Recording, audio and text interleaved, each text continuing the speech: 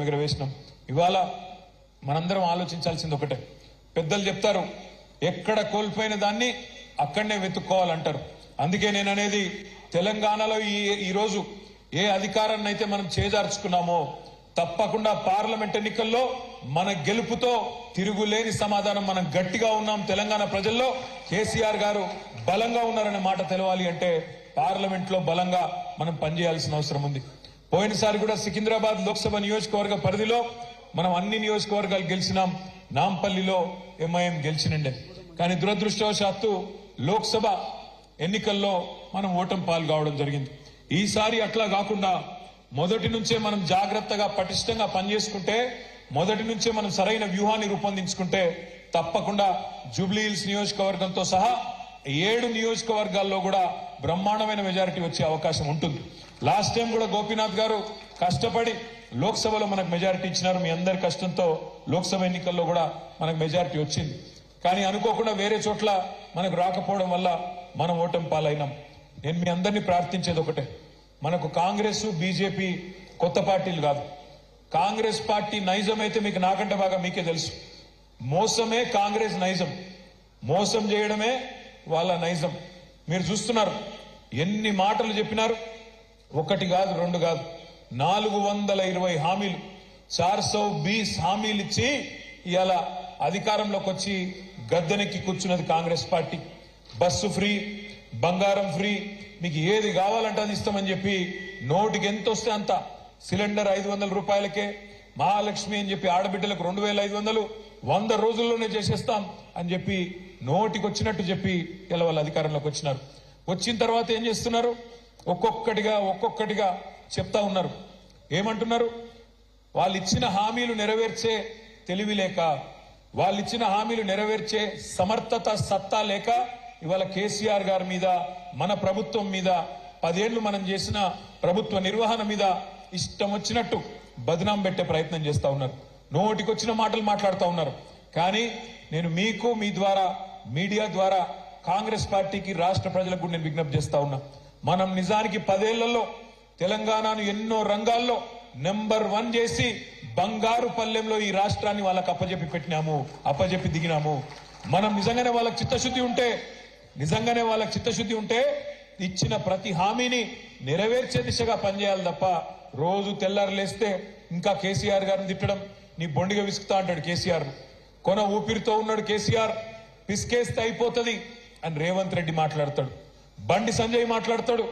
Congress BJP కొట్లాడుకున్నాడు కాదు, KCR BRS అయిపోయింది, కొద్దిగా మిగిలినారు, ఫినిష్ చేయాలో వీళ్ళని ఆయన మాట్లాడతాడు. నేను ఒక్కటే మాట మిమ్మల్ని అడుగుతా ఉన్నా, ఎందుకు పిసకాల కేసీఆర్ బొండిగా? ఎందుకు ఉండకుండా చేయాలో బీఆర్ఎస్ పార్టీని? తెలంగాణ తెచ్చిన తెలంగాణలో పేదలను కడుపులో పెట్టుకొని చూసుకున్నందుక? గ్రేటర్ హైదరాబాద్ ని ఇవాళ బ్రహ్మాండంగా ఒక అంతర్జాతీయ స్థాయి నగరంగా డెవలప్ చేసే ప్రయత్నం చేసినందుక? ఎందుకు ఇవాళ బీఆర్ఎస్ పార్టీని బొందబెట్టాలని నేను అడుగుతా ఉన్నా. ఇవాళ మీరు చూడండి, స్పష్టమైన ఎజెండాతో పోతున్నారు కాంగ్రెస్ బీజేపీ. కానీ దేశ ప్రజల ఆలోచనలు మాత్రం దానికి అనుగుణంగా లేవు. మొన్నటిదాకా మీరు కేంద్రంలో రాహుల్ గాంధీ గారు, అదే విధంగా కాంగ్రెస్ పార్టీ చాలా డైలాగులు కొట్టింది. ఏమన్నారు వాళ్ళు?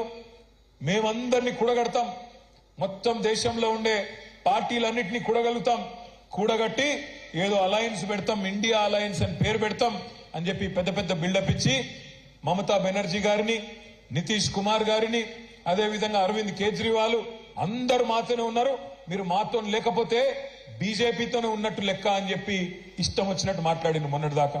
మరి అలా ఏం జరుగుతున్నది అంటే, రాహుల్ గాంధీ గారు భారత్ జోడో యాత్ర అని బయలుదేరింది అక్కడ మణిపూర్ లో. ఆయననేమో భారత్ జోడో అంటున్నారు, ఆయన పార్ట్నర్స్ అందరూ రాహుల్ కు చోడో అని చెప్పి వెళ్ళిపోయి వాళ్ళందరూ ఎవరి దుకాణం వాళ్ళు పెట్టుకుంటా ఉన్నారు. ఎందుకంటే వాళ్ళకి అర్థమైపోయింది, కాంగ్రెస్ పార్టీతోని కాదు, బీజేపీని ఓడగొట్టాలి అంటే కాంగ్రెస్ కు ఆ సత్తా లేదు, కాంగ్రెస్ వల్ల కాదు. అందుకే ఇవాళ ఒక్కొక్కరుగా వెస్ట్ బెంగాల్లో మమతా బెనర్జీ గారు వెళ్ళిపోయినారు. నేను రాహుల్ గాంధీతోని, కాంగ్రెస్ పార్టీతోని పని చేయలేను, నా పోటీ నేనే చేసుకుంటా అని మమతా బెనర్జీ గారు వెళ్ళిపోయినారు. అరవింద్ కేజ్రీవాల్ గారు ఢిల్లీలో, పంజాబ్ లో మా వల్ల కాదు ఈ కాంగ్రెస్ పార్టీ యొక్క అహంకారాన్ని భరించడం, మేము కూడా వెళ్ళిపోతున్నామని చెప్పి వాళ్ళు కూడా వెళ్ళిపోయినారు. తర్వాత ఇప్పుడే చూస్తా ఉంటే ఇక్కడికి వచ్చేటప్పుడు బీహార్లో నితీష్ కుమార్ గారు మా వల్ల కాదు కాంగ్రెస్ పార్టీని భరించడం, నేను కూడా వెళ్ళిపోతున్నా, బీజేపీని కొట్టాలంటే మళ్ళా వీళ్ళతోనైతే కాదు అని చెప్పి ఆయన కూడా వెళ్ళిపోతా ఉన్నాడు. కేరళలో సిపిఎం పార్టీ నిన్న మొన్నటి దాకా వాళ్ళు కూడా మేము కాంగ్రెస్ తో కలిసి పనిచేస్తామన్నారు. వాళ్ళు కూడా ఏమంటున్నారు, ఇప్పుడు రాహుల్ గాంధీతోని కాంగ్రెస్ పార్టీతోని కలిసి పని చేయలేము అని చెప్పి వాళ్ళు కూడా వెళ్ళిపోతా ఉన్నారు. అందుకే ఇవాళ మనం ఈ దేశంలో ఈ రాష్ట్రంలో ఉండే ప్రజలందరికీ మనం చెప్పాల్సింది ఒకటే, బీజేపీని ఆపాలంటే, మోడీని ఎదుర్కోవాలంటే కాంగ్రెస్ పార్టీతోని రాహుల్ గాంధీతోని కాదు. ఎవరి వల్ల అవుతుంది అంటే ప్రాంతీయంగా బలమైన నాయకులుగా ఉన్న ఒక కేసీఆర్ వల్ల, ఒక మమతా బెనర్జీ వల్ల, ఒక అరవింద్ కేజ్రీవాల్ వల్ల, ఒక పినరాయి విజయన్ లాంటి నాయకుడు ఎవరి రాష్ట్రాల్లో వాళ్ళు అక్కడ గెలుచుకోగలిగితే అట్లయితేనే బీజేపీ నిలువరించగలుగుతాం తప్ప, లేకపోతే మాత్రం కాంగ్రెస్ పార్టీని నమ్ముకొని ఇవాళ ఈ దేశంలో